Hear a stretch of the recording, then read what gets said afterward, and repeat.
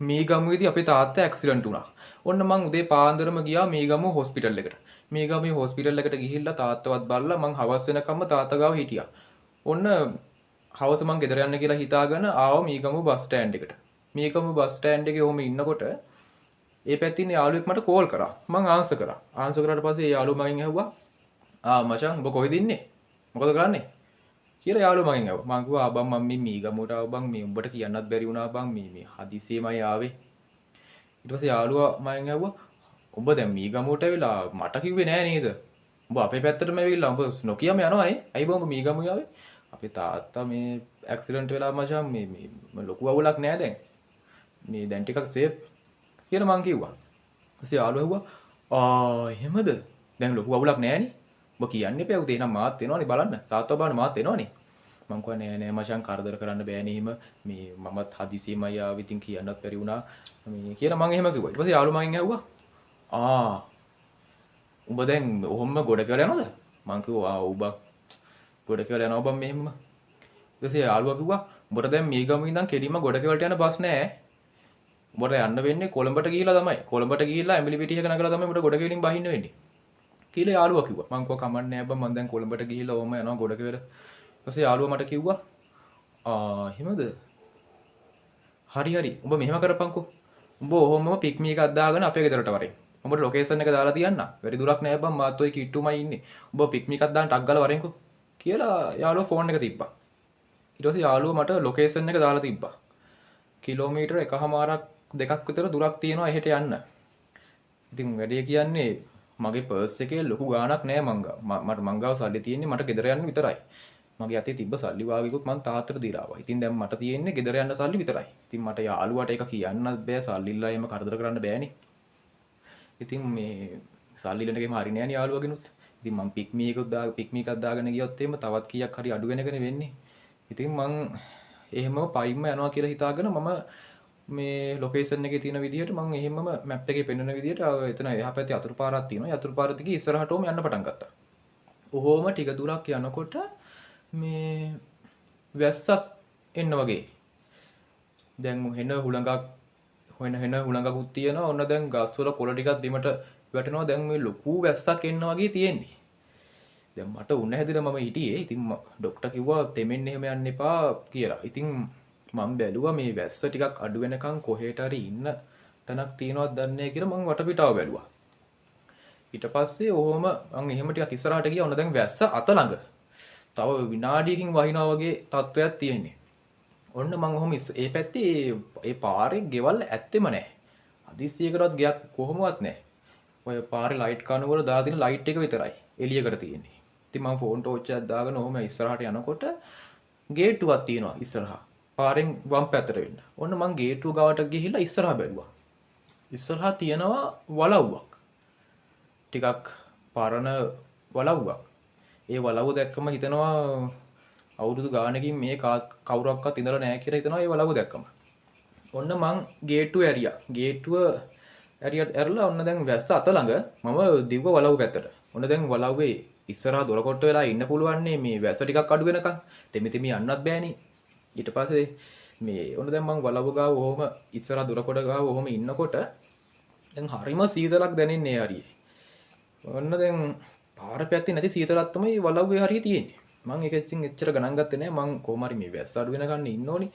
ඔන්න මං දැන් ඔහොම ඉන්නකොට කවුරු හරි මට මෙන්න මෙහෙම කියනවා ඇහුණා. වැස්ස පායනකන් දාවේ. එන්න ඇතුළට කියලා ඔන්නෝම ගොරෝසු කටහඬකින් කවුරුද කිව්වා. මම බැලුවා වටපිටාව කවුද කතා කරේ කියලා. ඔන්න වලව්වේ දොර දිහායි මම බැලුවා. වලව්වේ දොර ඇරලා.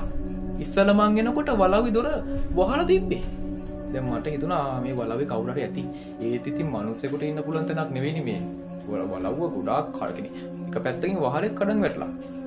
බිත්ති එහෙමත් නිකන් කැඩෙන්න වගේ තියෙන්නේ. ඉතින් මම ඒ දොරෙන් බැලුවා වලව්වේ ඇතුළ. ඔන්න දැන් සාලේ චිමිල් ලාම්පුවක් පත්තු කරලා තිනවා පේනවා. එතන තව දෙන්නේ තුනෙක් විතර ඉන්නවා වාඩි වෙලා. ඔන්න දැන් මම වලව්වේ ඇතුළට ගියා. මම ටිකක් බයෙන් ගියේ. කවුරු ඉන්නවද දන්නේ නැහනේ. ඔන්න දැන් ඔහම මං වලව්ව ඇතුළට ගියා. ඇතුළට ගියාට පස්සේ චිමිල් ලාම්පුව ගාව සෝෆා සෙට් එකක් තිබ්බා. ඒ සෝෆා සෙට් එකේ නෝන කෙනෙකුයි මහත්තයෙකුයි වාඩිලා ඉන්නවා. මට හිතුණා මේ ගෙදර නෝනයි මහත්තයයි වෙන්නේ නැති මේ කියලා මට හිතුණා. මොන තව ගෑනු කෙනෙක් එහා පැත්තේ ඉඳන් හිටගෙන ඉන්නවා. ඒ ගෑනු කෙනා මම හිතන්නේ ගෙදර වැඩ කරන ගෑනු කෙනෙක් වෙන්න ඕනේ. මොන දැන් මම ගිහිල්ලා ඒ මහත්තයාට කතා කරා. කතා කරාට ඒ මහත්තයා මගේ දිහා හැරිලවත් බැලුවේ නැහැ. මම ඒ නෝනටත් කතා කරා මගේ දිහා හැරිලවත් බැලුවේ නැහැ. මම දැන් එතනට ගියා කියලා ඒගොල්ලන්ට කිසි ගාණක් නැහැ. මං කල්පනා කරා ඇයි මේ මිනිස්සු මං ආවට කිසිම ගාණක් නැතුව ඉන්නේ? කවුද මට කතා කරේ ඉස්සෙල්ලා?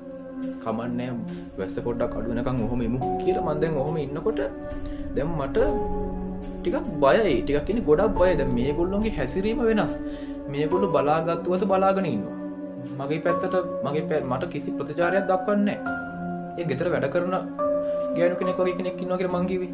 මං එයා ළඟටම ගිහලා කතා කරා. ඒත් එයා මගේ දිහා හැරිලවත් බැලුවේ නෑ. එයා එක දිගට ඔන්නම පිළිමියක් හිටේවා වගේ ඔන්නම ඉස්සරහවම බලාගෙන ඉන්නවා. අර දෙන්නත් සෝෆා සෙට් එකේ ඔහොම වාඩි වෙලා ඔහොම කිසිම හැල්ලෙන්නවත් නෑ. ඔහොම එක දිගට එක පැත්තක් බලාගෙන ඉන්නවා.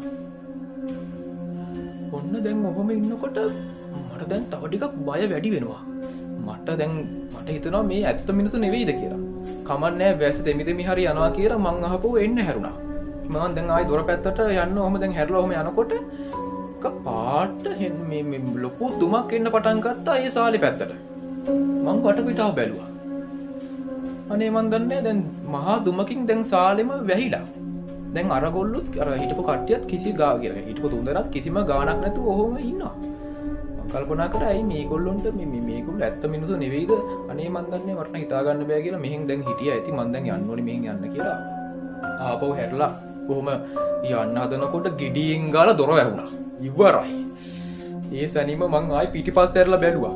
පිටිපස්ස ඇරලා බලනකොට අර හිටපු මිනිස්සු තුන්දෙනා මගේ දිහා එක දිගට ඔන්නෝම බලාගෙන ඉන්නවා. හත්තිගේ මට දැන් පුදුම බයක් හිතුනේ. දැන් මට මාර බයක්. මං දැන් එකපාරට දැන් මම මොකද්ද කරන්න කියලා කල්පනා කරනකොට අර මිනිස්සු තුන්දෙනා එකපාරට මගේ දිහා බල ඔන්නෝම hina වුණා. දැන් ඒගොල්ලෝ මගේ පැත්තට එනවා. මං දැන් වටපිටාව බැලුවා. ඔන්න දැන් පඩි පෙලක් තියෙනවා. ඒ කියන්නේ මේ වලාව්වේ උඩ තට්ටුවකුත් තියෙනවා. ඔන්න මං දැන් පඩි පෙල දැන් දොරෙන් මට එළියට යන්න විදියක් නැහැ. දොර ලොක් කරනවා. දැන් මම පඩි පෙල දිගේ උඩට දුවන්න පටන් ගත්තා. ඔන්න දැන් උඩට ඔහම දුවගෙන යනකොට අරගොල්ලෝ දැන් මගේ පිටිපස්සෙන් එනවා. ඔන්න දැන් මං උඩ තට්ටුවට දිව්වා. උඩ තට්ටුවට දුවලා ඉද්දි දැන් අරගොල්ලෝගේ කිසි සද්දයක් නැහැ. මං දැන් උඩ තට්ටුවට වෙලා වම ඉන්නකොට මේ පියානෝ එකක් ප්ලේ කරන සද්දයක් මට ඇහෙනවා. කාමරේකින්. මං ඒ කාමරේට ගියා. කාමරේට ගිහලා බලනකොට ගෑනු කෙනෙක් පියානෝ එකක් ප්ලේ කරනවා. ඔන්න දැන් අර පල්ලේ හිටපු මිනිස්සු තුන්දෙනා ඔන්න දැන් අහපො පඩි පෙළ දිගේ උඩට නැගගෙන එන සද්ද මට එනවා. මං ටක් ගාලා ඒ කාමරේ ඇතුළට ගිහිල්ලා දොර වහගත්තා. ඔන්න දැන් ඒ කාමරේ හිටපු ගෑනු කෙනා කිසිම සද්දයක් බද්දයක් නැහැ. අර පියානෝ එක ප්ලේ කරනවා. මම ළඟට ගියා කතා කරන්න කියලා හිතනවා. දැන් මට මෙයාත් ඇත්තම මිනිසෙක් නෙවෙයි කියලා මට දැන් සැකයක් තියෙනවා. මම ළඟට ගිහලා කතා කරන්න හදනකොට මේ ගෑනු කෙනා මගේ පැත්තට හැරුණා. ඒ ගෑනු කෙනාගේ මූණ බලන්න බෑ නිකන් ඒක මනුස්ස මූණක් නෙවෙයි. ඔන්න මගේ පැත්තට හැරුණා. එයාට තිබ්බේ මනුස්ස මූණක් නෙවෙයි මහා අමුතු මූණක්. මම ආපහු දොර අරගෙන පඩි පෙළ දිගේ පල්ලෙහාට දුවන්න පටන් ගත්තා. දැන් ඒ වලව්වේ හැම තැනම අර දුම පැතිරලා ගිහිල්ලා. දැන් මට පාර පේන්නෙත් නැහැ. මං එහෙම පඩි පෙළ ඔහොම අල්ලගෙන ගියා සාලෙට. සාලෙට යනකොට අර මිනිස්සු තුන්දෙනා ඔන්නෝම ඉන්නවා හිටගෙන. ඔන්නම hina වීගෙන හිටගෙන ඉන්නවා. දැන් පඩි පෙළ දිගේ කවුරුරි දුවගෙන සද්දෙකුත් ඇහෙනවා. මං ඒ පැත්ත හැරලා බලුවා. බලනකොට පියානෝ එක වාදනය කරපු අමුතු ගෑනු කෙනෙක් දැන් මගේ පිටිපැත්තට ඔහොම එනවා. ඒ ගෑනු කෙනාට තියෙන්නේ මනුස්ස මූණක් නෙවෙයි. දැන් මං එහෙමම හයියෙන් දොර තල්ලු කරා. ඒත් ඇරෙන්නේ නැහැ. ඊට පස්සේ මං ඔහොම ආයි දොර අරින්න try කරා. අන්න එතකොට දොර ඇරුණා.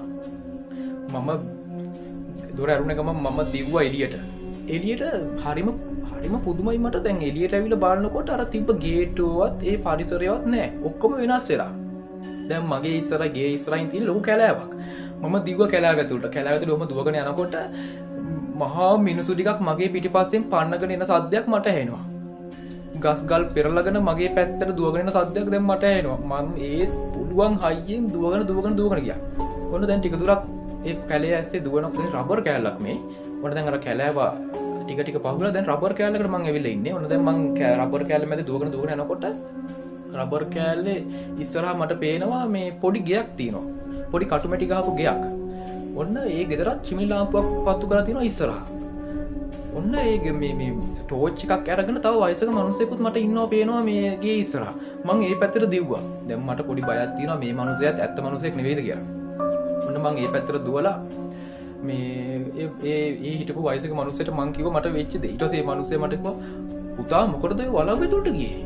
මං කිව්වා අනේ මේ වැස්සක් ආවා ඒක නිසා වැස්සට දෙමින්න බෑ. ඒකයි මං ඒ පැත්තට ගියේ පොඩ්ඩක් වැස්ස පායනකම් පොඩ්ඩක් එහෙට වෙලා ඉන්න පුළුවන්. ඒකයි මං එහෙට ගියේ කියලා.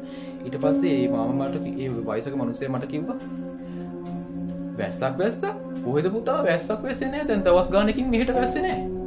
ඒ වැස්සක් වහිනා වගේ පුතාට ඒක පෙන්නුම් කෙරෙව්වා. ඒ පුතාව වලව් ඇතුළට ගෙන්නව ගන්න ඒ වැඩේ කරේ. මම කවුද කියලා. මම තමා පුතා ඔය වලව් ඇතුළට ගියපු කවුරක්වත් මේ යහතින් එළියට ඇවිල්ලා නැහැ. පුතා බේරලා තියෙන්නේ 99 න්නේ. කියලා ඊට පස්සේ ඒ වයසක මිනිහේ මට කිව්වා. මට ඒ වයසක මිනිහේ එන විස්තරයක් කිව්වා. ඇත්තටම මට ඒක කියන්නත් බෑ. මාර බයක් හිතෙන්නේ ඒ විස්තර ටික කියනකොට. ඊට පස්සේ මං ඒ වයසක මිනිහයාට මගේ යාළුවා ගැන විස්තර කිව්වා. ඊට පස්සේ යාළුවා ඒ වයසක මිනිහයා කිව්වා මම මෙයාව දන්නවා මම ඔයාව යාළුවා ගෙදරට ගිහින් අල්ලන්නම් ඔහොම යන්කෝ කියලා. මොන දැන් ඒ සීයයි මමයි මේ ඒ වයසක මිනිහේ මමයි ගියා සීයා කෙනෙක්ගේ. ඒ සීයයි මමයි ගියා යාළුවා ගෙදරට. ඊට පස්සේ යාළුවා පාට ඇවිල්ලා කිව්වා උඹට මං කෝල් කීයක් ගත්තද බලපන් මේ ෆෝන් එක උඹ කොහෙද බං ගියේ? උඹට මං පික් එකක් දාගෙන ඉන්න එකනේ කිව්වේ. එයා විනාඩි 10ක් යන්නේ අත ඉඳන් මෙතනට එන්නේ. උඹ කොහෙද බං ගියේ? කියලා යාළුවා මට බැන්නා. මං කිව්වා බං මට වෙච්ච දේ මට මෙන්න මේ දෙයක් උනේ බං කියලා මං යාළුවට කිව්වා. ඊට පස්සේ යාළුවා කිව්වා බං මොකටද බං ඔය වලව්වක් අසරින් ගන්න ගියේ? අයියෝ බං උඹ 99න් බේරලා තියෙන්නේ. ඔය වලව්වට ගියපු කිසි කෙනෙක් ආයේ යහතින් බේරලා ඉවිලා නැහැ. උඹ 99න් බේරලා තියෙන්නේ කියලාත් ඒ යාළුවා මට කිව්වා ඒවා. ඊට පස්සේ යාළුවා මට කිව්වා පික්මි එකක් දාගෙන ඉන්න බං මේ වැඩි ගාණක් ගන්න නෑ බං අතන ඉඳන් මෙතනට පික්මි එකක් දාගෙන ඉන්න වැඩි ගාණක් ගන්න නෑ උඹට සල්ලි නැත්තම් මට කියන්න බෑ මම දෙනවනේ එහෙනම් උඹ 99 බං බේරලා තියෙන්නේ ආයෙම නම් ඔහොම මෝඩ වැඩ කරන්න එපා කියලා යාළුවා මට කිව්වා. ඉතින් මම ප්‍රාර්ථනා කරන්නේ මේ වගේ දෙයක් කවදාවත් කාටවත් වෙන්න එපා කියලා.